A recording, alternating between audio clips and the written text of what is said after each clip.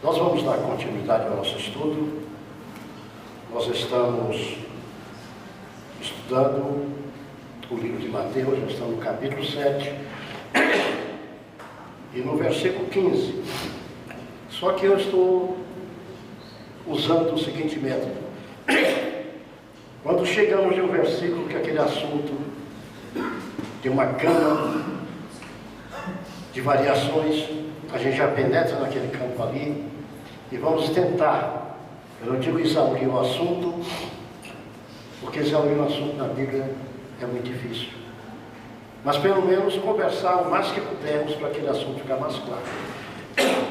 E quando chegamos no versículo 15, aqui estava: acautelai-vos, porém, dos falsos profetas, que vêm até vós vestidos de ovelhas, mas interiormente são lobos devoradores. E começa a tratar o texto dos falsos profetas. Mas eu disse aos irmãos que para que entendamos de falso profeta, nós temos que entender o que é um profeta, o que é a profecia. E quando chegamos em profeta, nós temos que fazer aquela divisão neotestamentária, né? E velho testamentária. Os profetas do Velho Testamento e os profetas do Novo Testamento. E fazer aquela diferença entre o ministério profético do Velho Testamento e o ministério profético do Novo Testamento. Tá certo? E quando começamos a pensar nisso, nós, na quarta-feira passada, já que estamos agora no ministério profético do Novo Testamento, ou os profetas do Novo Testamento, o ministério do profeta do Novo Testamento, nós dissemos aos irmãos que o primeiro grande profeta do Novo Testamento é também o grande profeta do Velho Testamento, Jesus Cristo. Né? E a manifestação no Novo Testamento da profecia não é mais aquela manifestação trazendo coisas novas, mas no Novo Testamento a profecia ela está limitada a 3 itens especiais: exortação, consolação e edificação. O que passar disso não é profecia neotestamentária, pode ser uma outra coisa, porque o apóstolo Paulo ele é muito claro quando diz: a profecia serve para exortar, consolar e edificar. Então, dentro deste prisma está contida toda a mensagem profética do Novo Testamento. Então, quando analisamos, nós vemos isso de uma forma tranquila. Quando nós afirmamos a vocês que profeta do Novo Testamento é diferente do profeta do Velho Testamento, nós dissemos uma recordação rápida, né? Nós dissemos também que no Velho Testamento o profeta trazia uma mensagem, trazia uma situação e clareava uma nova situação, até que a Bíblia foi completa. Quando a Bíblia foi completa, exatamente isto parou, porque não havia mais revelação de Deus a ser manifestada. Quando digo revelação de Deus, eu não estou limitando Deus e sua revelação, eu estou limitando aquilo que Deus quer, ou aquilo que Deus quis que nós, os seres humanos, conhecêssemos. Porque quando abrimos Deuteronômio 29 e 29, a palavra é muito clara: as coisas reveladas são para nós e nossos filhos, mas porém aquelas que Deus não quis revelar são para Ele. Então existem revelações para nós, existe aquilo que Deus não quer revelar. Existem coisas que Deus o Pai não revelou nem para Deus o Filho. Jesus Cristo é muito claro quando diz: eu não sei o dia, eu não sei a hora em que vou voltar. Isso é problema do meu Pai. Então existem coisas que o próprio Pai reservou para Ele e nem ao Filho manifestou. Como existe aquilo que Deus revelou para nós, existe aquilo que na revelação de Deus, no modo de Deus ver, não havia um interesse grande em revelar. Porque qual o grande objetivo da revelação de Deus? O conhecimento acerca de Cristo, a manifestação do Messias, a posição da igreja a ser tomada na face da terra. Esse preâmbulo esses prolegômenos que nós vimos exatamente no livro de Mateus, com aquelas primeiras palavras acerca do que é o reino de Deus. Ali uma preparação da revelação manifestada através de Cristo, para que nós tivéssemos conhecimento daquilo que era e é a perfeita vontade de Deus. E quando nós começamos a falar da diferença do profeta no Velho e no Novo Testamento, nós vamos exatamente encontrar no Novo Testamento duas formas de profetas que nós já começamos a falar. Tá certo? Profeta que exerce um ministério e o profeta que fala através de um dom espiritual. Um é manifestação do Espírito e outro é uso do Espírito. Os dois são usados pelo Espírito. Porque nós temos aqueles que a Bíblia trata do ministério profético, que não é mais como o Velho Testamento, mas agora ele está contido naqueles 3 itens que nós conversamos, e dentro daqueles itens nós examinamos a palavra de Deus e vemos a realidade. Nós começamos a ver que o ministério profético do Velho Testamento, assim como no Novo Testamento, assim como no Velho Testamento, ele estava jungido a alguns princípios e algumas categorias, porque nós vemos sempre presente no Velho Testamento o sacerdote e o profeta. Esses dois sempre estavam juntos no Velho Testamento. Sempre que o profeta estava realizando alguma coisa, o sacerdote estava junto, o sacerdote estava realizando e o profeta estava junto. Vocês veem que na unção dos reis, quando os reis iam ser ungidos, normalmente estava o sacerdote e o profeta. Porque ao profeta cabia o quê? Ungir o rei. Ao sacerdote cabia o quê? Oferecer o sacrifício na hora da unção do rei. Nós temos um caso que só havia um homem na unção do rei. Era Samuel, na unção de Davi, principalmente. Não vou nem me referir a Saul, na unção de Davi. Porque Samuel estava sozinho, que Samuel, além de profeta, também era sacerdote. Foi quando ele disse a Jessé: eu não vou oferecer o sacrifício enquanto Davi não chegar. Davi chegou, ele ofereceu o sacrifício a Deus, depois pegou a vasilha e derramou óleo sobre a cabeça de Davi e ungiu Davi, rei de Israel. Tá certo? Mas eles andavam sempre juntos, porque um não podia fazer a missão do outro. Como também o rei não podia exercer a função nem do sacerdote e nem do profeta.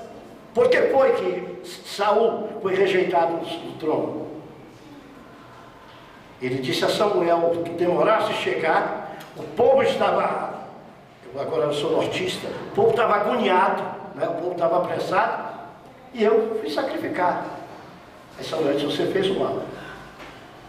O Senhor podia ter confirmado o teu reino, mas o Senhor acabou com ele, acabou de acabar. A redundância aqui é gostosa, né? Acabou de acabar o teu reino agora. Tá certo? Então haviam funções específicas que as pessoas tinham que exercer. É a mesma coisa no Novo Testamento. Vocês vão falar um assunto, eu abro muito, mas é o jeito. É a mesma coisa no Novo Testamento. Quando você vê as funções ministeriais, o exercício do ministério, o exercício das funções da igreja, você vê uma confusão muito grande nas igrejas atuais. Um exemplo pequeno aqui, a unção. Você chega em igrejas hoje, eu sei que isso aqui está sendo gravado para o Brasil todo, para o mundo, porque quando eu chego num assunto assim, eu entro um pouco, eu tenho um pouco. Você entra numa igreja hoje em dia, cada pessoa está com uma vasilhazinha de óleo dentro do bolso. E cada pessoa sai ungindo tudo que quer pela frente. Não é bíblico. Está lá em Tiago, capítulo 5, versículo 17 em diante. A unção é feita pelos presbíteros da igreja. Se a Bíblia diz que a unção é feita por presbítero, é porque diácono não unge. Qualquer pessoa não unge. A palavra presbítero, no sentido ministerial, vocês sabem que pode ser o pastor, o evangelista, o bispo. Todos eles são presbíteros. Então essas pessoas, segundo a Bíblia, elas podem praticar unção. Mas hoje em dia não. Você chega numa igreja, alguém te coloca um fio de óleo na mão, você sai ungindo, sai melando os outros, porque não é ungir não, é melando. Ungir é aquilo que é de acordo com a palavra de Deus. Nós, no Brasil para Cristo, nós usamos o costume bíblico. O outro costume também não são errado, é que se hoje qualquer pessoa, você abre Tiago e diz assim, está alguém entre vós doente? Tiago está falando com a igreja, está alguém entre vós doente?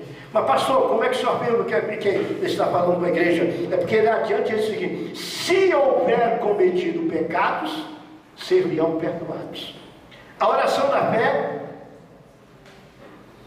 cura o doente e o Senhor restabelece. Se houver cometido pecados, o ímpio não é se houver, o ímpio vive no pecado. Eu fiquei devendo também uma coisa na quarta-feira passada, quando nós tratávamos, que eu dizia para vocês que interpretação de língua não é propicia. E comecei a mostrar dentro da Bíblia, e falei para vocês que não é, porque a Bíblia diz que no capítulo 14 de 1 Coríntios, que quem profetiza fala aos homens e não a Deus. E a Bíblia diz que quem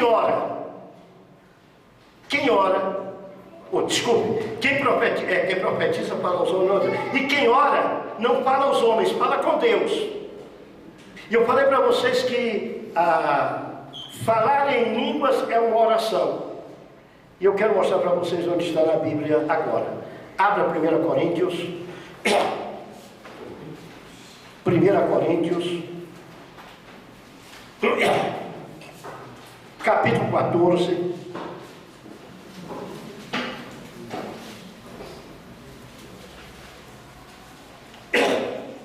A Bíblia nunca fala assim, se eu orar em profecia. Mas olha aqui, 1 Coríntios capítulo 14, versículo 13 diz, pelo que o que fala a língua estranha, ore para que possa interpretar. Versículo 14, ora, se eu o quê? Se eu orar em quê?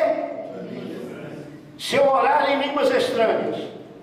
Eu vi algumas traduções da Bíblia dizendo, se eu orar em língua estrangeira. Mas eu tenho uma Bíblia do grego e do hebraico, e eu fui buscar nela também para ver. No original é línguas estranhas. Não é língua estrangeira, é língua estranha. Língua estranha é aquela que ninguém conhece. Língua estrangeira é aquele que há conhecimento.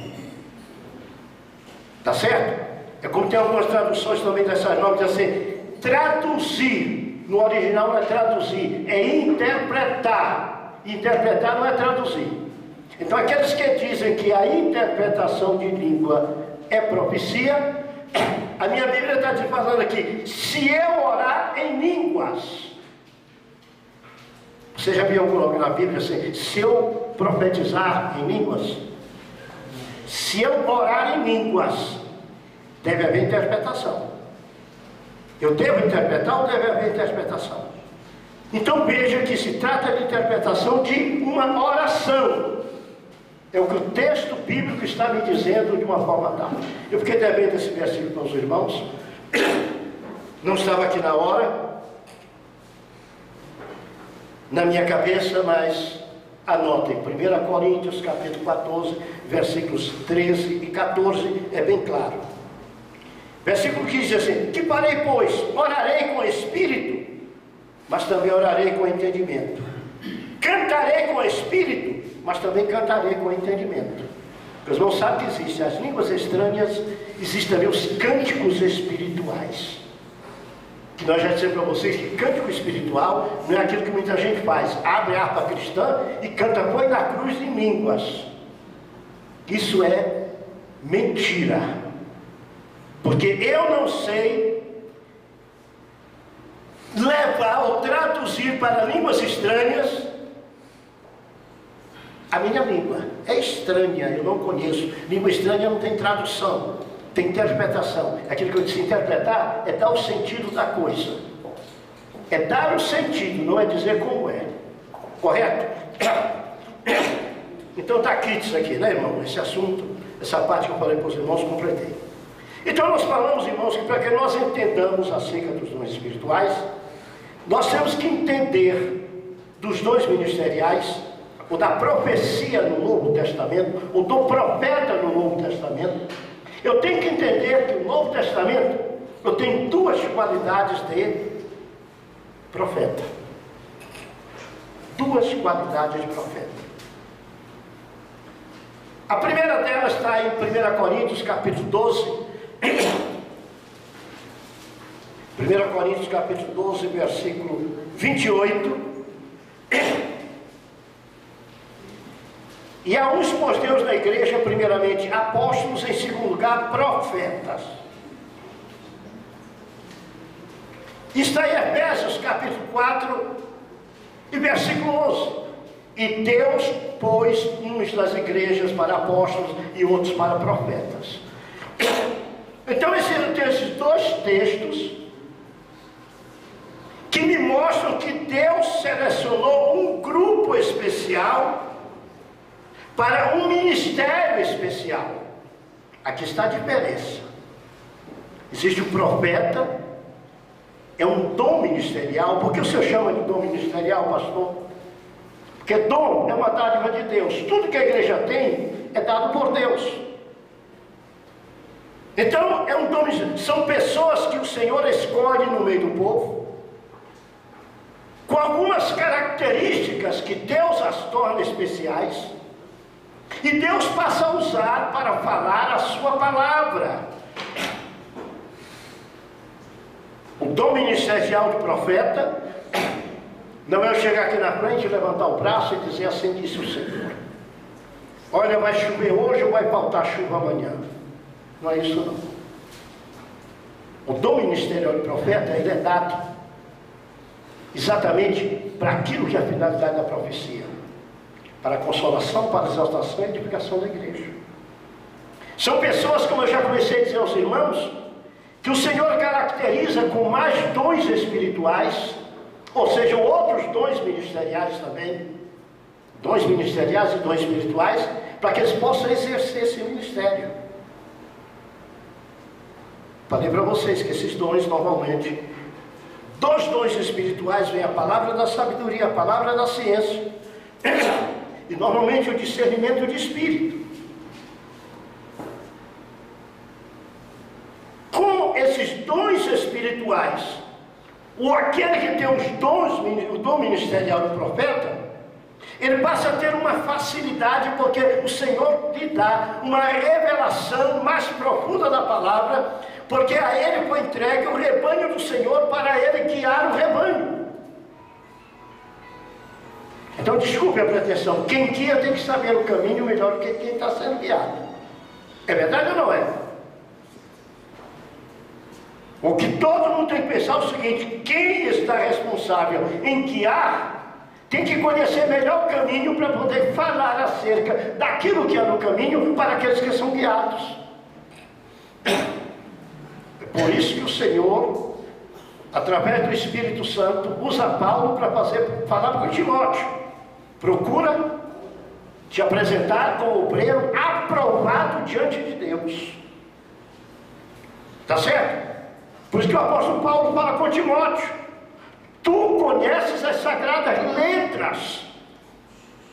Então, quando alguém aspira exatamente o ministério, principalmente o ministério da palavra, que é o ministério profético, ele tem que procurar ter conhecimento da palavra, exatamente para não dizer besteira e não levar a igreja à prática de heresias e apostasias.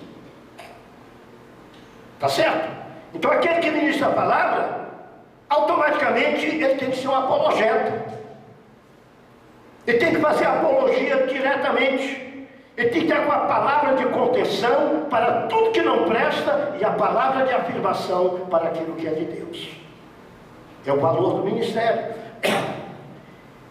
E exatamente isto. Por quê? Porque existem algumas classes no Novo Testamento que no início do Evangelho o Senhor entregou a eles a edificação da igreja dele. O que está escrito? Que a igreja está edificada na doutrina de Cristo, nos apóstolos e nos profetas. Então os profetas, eles tinham no Novo Testamento que ter o conhecimento da palavra para ajudar a edificar a igreja. É aquilo que eu vos disse e repito: sempre que estava um apóstolo, tinha um profeta junto. Havia um campo tênue entre eles na realização que Deus tinha que realizar.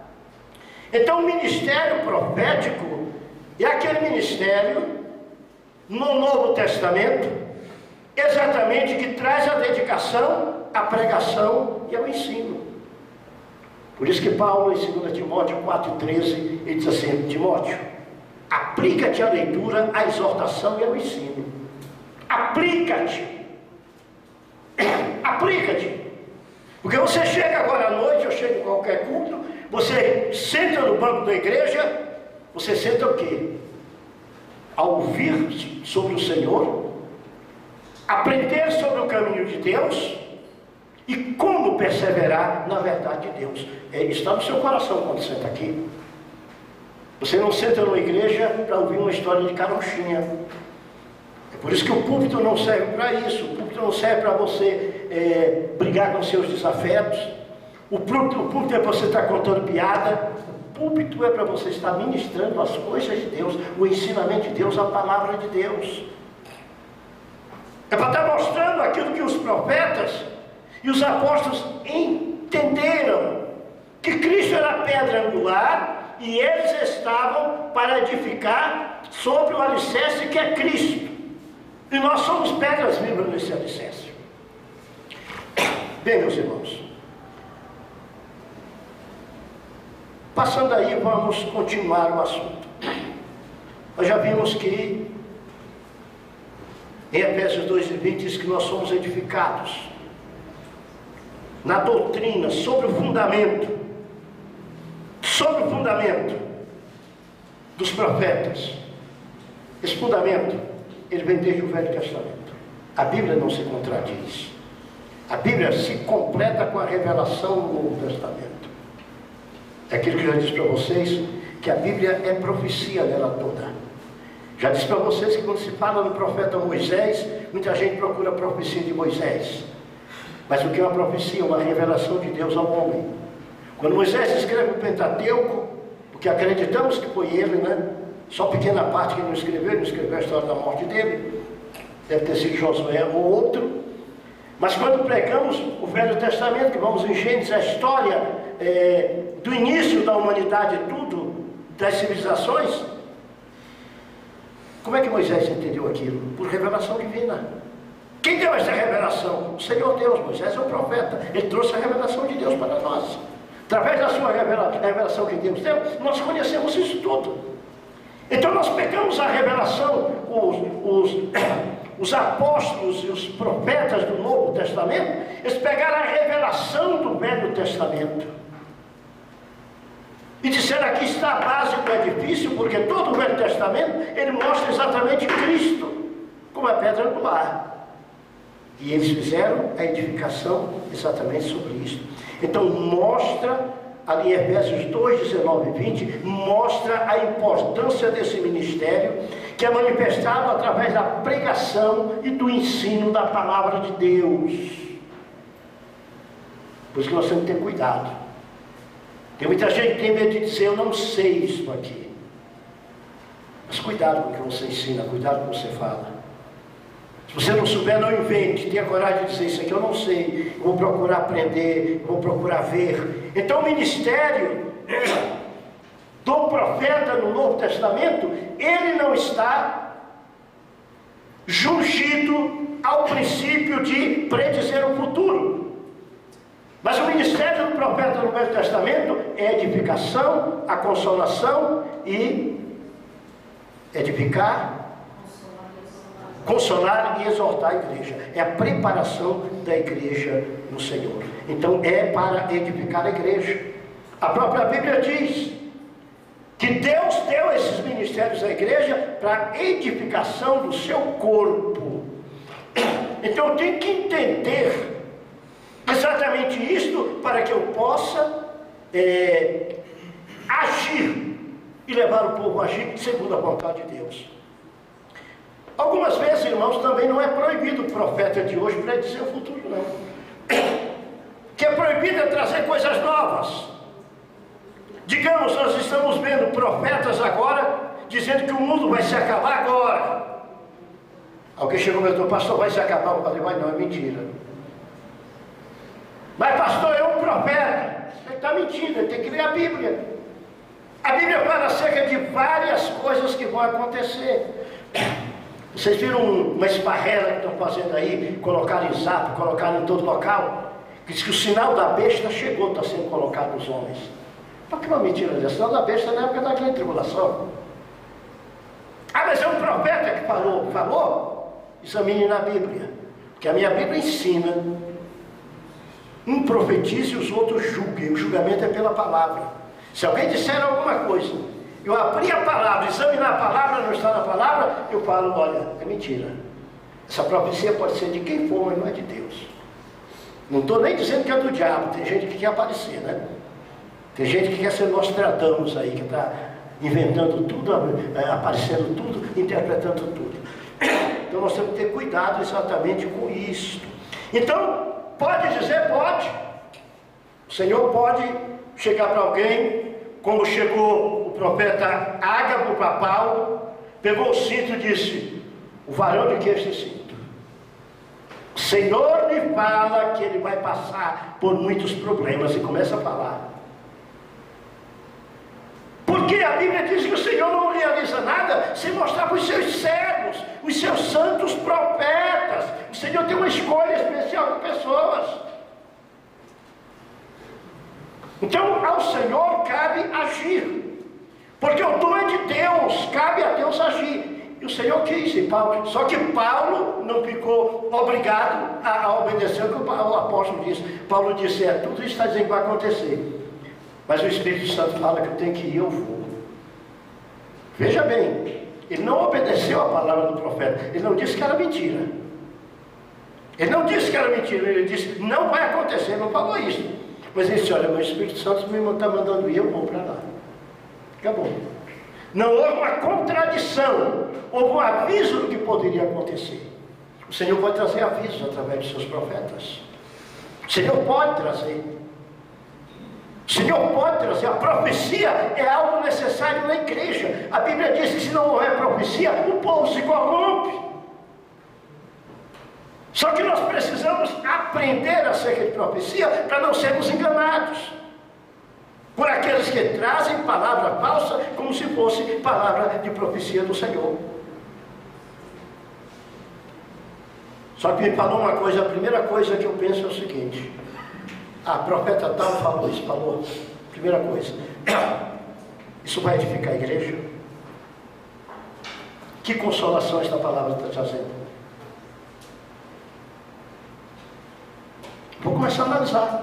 Não traz nada, então é uma coisa louca, tira do meio. Só posso analisar com conhecimento da Bíblia. Algumas vezes também, irmão, consiste em proclamar e interpretar a palavra de Deus pela palavra de Deus. Pelo menos a mim não me interessa. Pastor, o senhor não lê? Leio. O senhor não se compreende teologia? Eu leio. Você não lê teologia sistemática? Eu leio. Mas aquilo da teologia sistemática que contraria a Bíblia, eu jogo fora. Eu jogo fora. Para mim pode ser Bultmann, pode ser quem for, pode escrever o que ele quiser aí. Eu comparo com a Bíblia. Se não estiver de acordo, o nome dele é o nome dele. Qualquer um de vocês ou eu também pode trazer uma interpretação. Agora eu vou ficar com uma interpretação herética, ou apóstata. Eu não vou ficar com ela. Não entende? Eu hoje mesmo estava lendo que eu leio várias Bíblias. E cada dia eu fico mais escandalizado. Como rodapé de Bíblia traz besteira. Como, olha gente, não usem rodapé de Bíblia como verdade. Rodapé de Bíblia não é Bíblia. Se eu tivesse autoridade, eu mandava proibir todo o rodapé de Bíblia, eu mandava tirar os bons e os ruins. Tem muita coisa boa? Tem.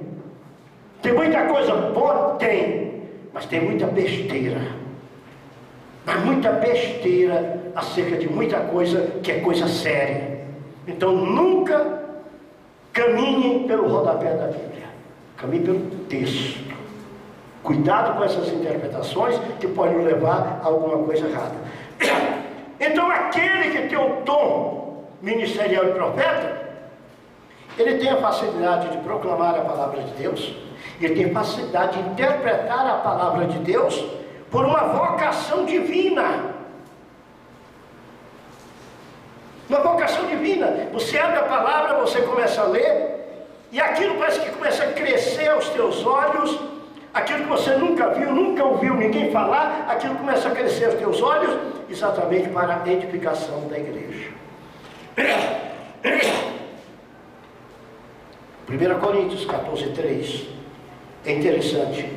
Mas o que profetiza fala aos homens para edificação, exortação e consolação da igreja. A palavra profética tem que ter esta mensagem orientada pela palavra de Deus. E não só isso. Se você abrir o versículo 29, a Bíblia diz: fale e os outros julguem. Aqui eu volto uma coisa que eu já disse mais para vocês. Sejam crentes bereanos. Quando perguntarem, você é do Brasil para Cristo? Você diz, eu sou do Brasil para Cristo, mas eu sou bereano. Eu sou bereano. Crente do Brasil para Cristo tem que ser bereano. Todo mundo sabe o que é o crente bereano, sabe? Ou alguém não sabe o que é o crente bereano? Todo mundo sabe, então não vou ficar quieto. Sabe não? O crente bereano é o seguinte: era um local que quando pregava-se a palavra, eles ouviam e anotavam. Chegavam em casa, eles conferiam na Bíblia se estava certo. Então eu quero que vocês sejam bereanos aqui, viu? Falou, você ouve, anota qualquer coisa que você duvidar, chega lá, olha na Bíblia e vai conferir, para ver se está certo. E só aceite o que tiver certo. Bem, meus irmãos, quando a Bíblia me diz exatamente acerca do profeta, no capítulo 14 e versículo 1, é muito claro. O profeta do Novo Testamento não era um simples pregador, mas ele era um mestre inspirado, com revelações próprias da nova dispensação. Quando a Bíblia diz seguir a caridade, procurai com os dos dons espirituais, mas principalmente o de profetizar. Ele era um homem com revelações próprias da nova dispensação. Você vê através de vários versículos do capítulo 14, quando você chega no versículo 29, já começa o aperto acerca de profetas no Novo Testamento, que não tinha no Velho Testamento. 2 ou 3 profetas falem e os outros julguem. Quando você chega no versículo 31, porque todos podereis profetizar, uns depois dos outros, para que todos aprendam e sejam consolados. Aprendam e sejam consolados. A profecia é para nos ensinar e consolar. O versículo 32 é muito claro também. Você já viu que tem gente que começa a falar línguas e diz que ninguém consegue fazer parar? Ou então está dizendo que está profetizando de coisas para lá? A Bíblia diz que o espírito do profeta é sujeito ao profeta. Não é o espírito de Deus que está no profeta que é sujeito ao profeta. Mas o controle é nosso. Eu lembro no início daqui no Brasil para Cristo, há quase 50 anos atrás, um movimento muito grande de batismo com o Espírito Santo, e a mulher de um obreiro nosso foi batizada. E ele chegou atrás de mim lá em casa com a luz e disse assim: pastor, minha mulher está 3 dias falando língua e não consegue parar, não tem que fazer ela parar. Eu falei: o que é isso, irmão? Não, ninguém consegue. Falei: vamos lá orar com ela. Chegamos lá, não fizemos nada, só coloquei o nome, falei: irmã Eremita, né? Elita. Falei: irmã Elita, tudo bem? Ela falou: tudo bem, pastor. Falei: ué, O que está vendo que você falou? Elenita. Elita. Eu falei, Elita está falando comigo.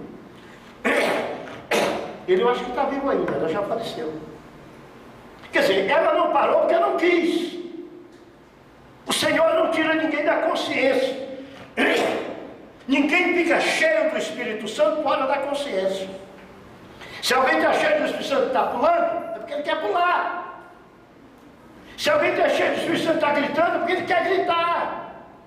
Se alguém está cheio do Espírito Santo e está bem baixinho, é porque ele quer ficar baixinho. Quem tira a pessoa da consciência é o diabo. O Senhor não tira ninguém da consciência. Então nenhuma ação de Deus deixa a pessoa fora da consciência. Guarde o que eu estou dizendo para você. As ações que deixam a pessoa fora da consciência são ações diabólicas. Você vê alguém fora da consciência, o que é isso? É poder de Deus. Eu saio de perto, eu vou embora se eu não tiver nada a ver. Se eu tiver a ver, eu bato na pessoa e vou lá. Ou é malandragem ou é capeta. É malandragem ou capeta. Então nós temos que começar a entender coisas espirituais para poder discernir, como a Bíblia nos diz. Então veja o versículo 32, os espíritos dos profetas estão sujeitos aos profetas. Por quê? Olha o versículo 33. Porque Deus não é Deus de confusão, senão de paz, como é Deus da igreja dos santos. Deus não é Deus de confusão, é Deus de paz. Toda ação do Espírito de Deus, seja através do profeta, ou seja através do que for, é controlável. Deus não é Deus de confusão. Deus não aliena as pessoas. Deus abençoa as pessoas. Então quando você estiver no ambiente e começar a ver coisas assim, você pode cair fora, que não é Deus não. Não é Deus, pode cair fora. O negócio é muito sério, o campo espiritual, meus irmãos. Ele é muito sério, nós temos que estar bem acordado com isso, né? Então aqueles que profetizam, eles devem estar falando no controle de suas faculdades mentais. Espírito dos profetas sujeito aos profetas. Agora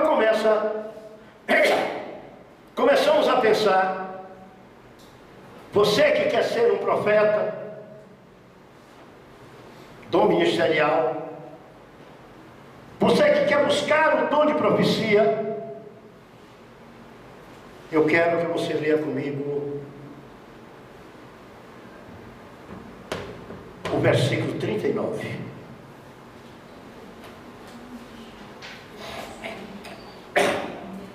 Portanto, irmãos, procurai com zelo profetizar. Não proibais falar em línguas, mas faça tudo decentemente e com ordem. Procurai com zelo. Amados, deixa eu sair daí, deixa eu voltar para cá, senão não filma, né? Amados, tudo no campo espiritual que você buscar, você tem que buscar com zelo. No Velho Testamento já era dito: maldito aquele que fizer a obra do Senhor relaxadamente. Então quando você vê uma pessoa se dizer usado por Deus, usando as coisas de Deus de forma relaxada, tenha cuidado com a vida daquela pessoa. Porque nós temos que ter zelo, procurar e com zelo profetizar. Se nós acreditamos que uma das formas de profetizar, o dom ministerial de profeta, é exatamente a proclamação da palavra de Deus. Para eu falar das coisas de Deus, eu tenho que ter zelo para falar das coisas de Deus. Você viu um pessoal que chega e diz assim, ó, irmãos, fui convidado aqui para pregar, a Bíblia diz, abre tua boca, eu te encherei, e o Senhor vai me dar o que eu falar agora. Eu fico olhando meio assim, que primeiro tem que ler a Bíblia. A Bíblia diz, se você for levado no tribunal, Se você estiver diante de uma situação difícil, não se preocupe com o que você há de falar, porque teu pai vai te dar a palavra para você falar, Deus vai te dar para falar. É uma contingência diferente. É uma situação diferente. Mas se eu vou pregar, vou trazer a palavra, trazer a mensagem, eu tenho que ter zelo nisso, eu tenho que me esmerar. Eu tenho que orar, eu tenho que jejuar, eu tenho que ler a palavra. Eu tenho buscado o Senhor para toda noite eu não estar pregando uma mulher samaritana e mandando o Zaqueu descer da árvore. Às vezes a pessoa, aquele pastor está um bocado de tempo da igreja, cada noite ele prega uma coisa diferente. É porque ele está buscando. Ele está orando, ele está lendo a palavra, ele está buscando conhecimento da palavra a cada dia. Ele pode abrir até o mesmo texto, mas ele vai falar de forma diferente. Porque o Senhor vai mostrar um outro ângulo naquela palavra. Você deseja o dom ministerial de profeta, você tem que se esforçar na sua vida material e espiritual. Até no Velho Testamento, quando eu digo até no Velho Testamento, não é desvalorando o Velho Testamento. É porque ali a profecia do Velho Testamento, ela era mais aquela manifestação de Deus direto. Aqui não. Aqui você vai proclamar a palavra de Deus, você vai ser um instrumento para proclamar aquilo que Deus já disse, ensinar o povo acerca do que Deus já disse e do que Deus quer. Mas mesmo no Velho Testamento, o Senhor me perdoe, mesmo é melhor de que até. Mesmo no Velho Testamento, a Bíblia nos mostra que havia escolas de profetas. Havia ou não havia? Havia escola de profetas, onde as pessoas aprendiam o que era profetizar. Meu modo de pensar, se você me perguntar como funcionava a escola de profetas, eu digo para vocês o seguinte, eu tenho um exemplo de uma escola de profeta para vocês. Não é que aqueles profetas mais velhos ensinassem aqueles mais novos como eles tinham que falar.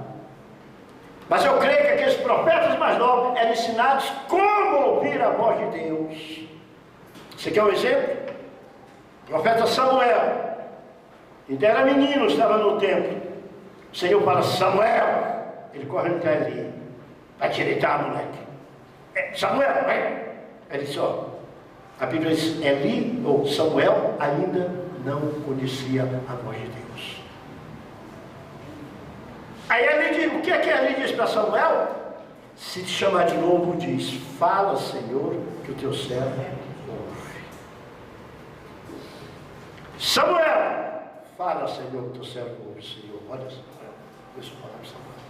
Então eu creio que a escola de profetas era aquela comunhão íntima que o velho profeta ensinava aos jovens, como entrar em comunhão com Deus, para que Deus falasse com eles e através deles. A Bíblia não diz isso, mas é um modo de eu acreditar. Assim eu creio. Porque os profetas não ensinar como os profetas deveriam falar, mas eu ensinar como eles poderiam estar na presença de Deus, para ouvir a voz de Deus, para que o Senhor os mandasse falar. E no Novo Testamento, que o negócio é mais ínfimo, a intimidade é maior. No Novo Testamento, que nós só temos um grande profeta, havendo Deus antigamente falado aos pais de muitas maneiras pelos profetas, nesses últimos dias falou-nos através do Filho. Nós somos profetas de Cristo. Jesus disse, você vai pregar o Evangelho. Jesus disse, o meu Espírito vai estar sobre você. O meu Espírito vai te guiar, o meu Espírito vai te iluminar, o meu Espírito vai te fazer lembrar aquilo que tu não fostes ensinado. Então é um profeta diferente, é um profeta dependente do Espírito Santo, controlado por Cristo. Então o profeta, ministério do Novo Testamento, a especialidade dele é muito grande. Então o seu zelo tem que ter um cuidado ao extremo nos limites de Deus com a sua palavra. Por isso que no livro do Apocalipse está escrito: se você diminuir, leva cacetada, e se aumentar, pior ainda. A ameaça é grande quando chega o final do Apocalipse. Ali está dizendo assim: aqui terminou. A única coisa que você pode fazer é fazer com que os outros conheçam esta palavra. Esta é a revelação de Deus através de Jesus Cristo. Então, no Novo Testamento, o profeta, o ministério profético é exatamente para que nós façamos as pessoas conhecerem aqueles que não conhecem e fazer com que aqueles que conhecem se lembrarem daquilo que Jesus ensinou e falou. Nós temos um limite, e esse limite é falar realmente aquilo que está na palavra de Deus. Como é que eu estou me atendo nesse limite? O apóstolo Paulo, quando fala de profecia, ele mostra que a profecia é algo claro e uma linguagem clara e comum para todos possam entender e para que fortaleça os crentes. Diz que aquele que profetiza, ele edifica a igreja. Será que essas palavras de profecia que estão aparecendo por aí, será que está edificando a igreja? Se não estiver edificando, não é palavra profética da parte de Cristo. É de outro qualquer, mas não da parte de Cristo. De qualquer forma, esse negócio está errado. Errado e muito errado. O profeta, meus irmãos, ele não pensa em si mesmo. A Bíblia diz que o que edifica a si mesmo é falar em línguas. Ao que você está falando em línguas, você está se edificando. Por que, pastor, que eu estou me edificando falando em línguas? Eu estou orando numa linguagem que só Deus entende. E quando eu entendo isto, só isso começa a trazer gozo no meu coração. Eu posso falar alguma coisa que ninguém entende, o diabo não entende, só Deus entende. A Bíblia diz que a língua estranha só Deus entende. Então a língua estranha é como se fosse um idioma próprio que Deus dá através do Espírito Santo para eu orar a Ele. Língua estranha é uma oração, uma adoração, um louvor a Deus. Prova muito grande do louvor em língua estranha é o cântico espiritual. Eu gostaria que Deus desse cânticos espirituais a muitas pessoas aqui, para vocês ouvirem que coisa linda. Só que existe cântico espiritual em línguas estranhas, existe um cântico espiritual na nossa própria língua também. O Senhor dá das duas formas. Só que aquilo alegra o coração da gente. Você começa a ouvir, parece que você vai sendo levado a um patamar gostoso. Você vai vendo coisas que você nunca viu e vai sentindo que você nunca viu. Já no Velho Testamento havia uma manifestação pequena da diferença do profeta ministro, profeta ofício e do profeta comum. Você se lembra quando Moisés juntou aqueles homens que começaram a profetizar? Que depois pararam, ficaram dois que não paravam. Depois lá Moisés, manda esses caras parar. Moisés chega e diz o quê? Eu queria que todo mundo profetizasse. Todo mundo, o povo de Deus, o Espírito do Senhor fosse eles profetizassem. Não parece com o dom espiritual? Sobre todo o povo, não era mais o ministério de todo o povo? O profeta Joel fala não do dom ministerial profético. O profeta Joel fala do dom de profecia e dom de línguas. Joel 2,28: e derramarei do meu espírito sobre toda a carne. Vossos filhos, vossas filhas profetizarão. Ali é para toda a carne. Então o profeta Joel, ele está se referindo ao dom ministerial de profecia. Ele está se referindo ao dom de profecia. Aquele que está no capítulo 12 de 1 Coríntios. Está certo? E é interessante. O O apóstolo Paulo usa a mesma expressão de Joel, no capítulo 14, versículo 5, versículo 14, versículo 5, ele diz, procurai o dom, e depois ele diz, eu gostaria que todos vocês falassem língua, e gostaria que todos vocês profetizassem. Então a profecia não é uma coisa privada, o profeta não é uma coisa privada. Mas a manifestação do dom de Deus se dá de duas formas: o dom ministerial e o dom de profecia. O dom ministerial para uma classe.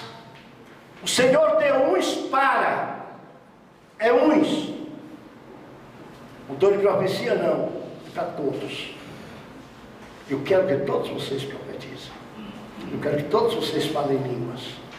Eu quero que todos vocês, este é o dom de profecia. Agora o dom ministerial não, e Deus deu uns para. E veja bem, a finalidade do dom ministerial e do dom normal que não ministerial, o geral, ela é bem diferente. É bem diferente. Na próxima, já são 9h10, eu vou parar. Quarta-feira, permitindo Deus, nós estaremos continuando. Quarta-feira, já estou com outro estudo pronto aqui. Objetivo do dom ministerial de profecia. Objetivo do dom ministerial de profecia será o nosso anúncio, o nosso estudo da próxima quarta-feira. Deus os abençoe e nos guarde em nome de Jesus. Amém. Olha, irmão.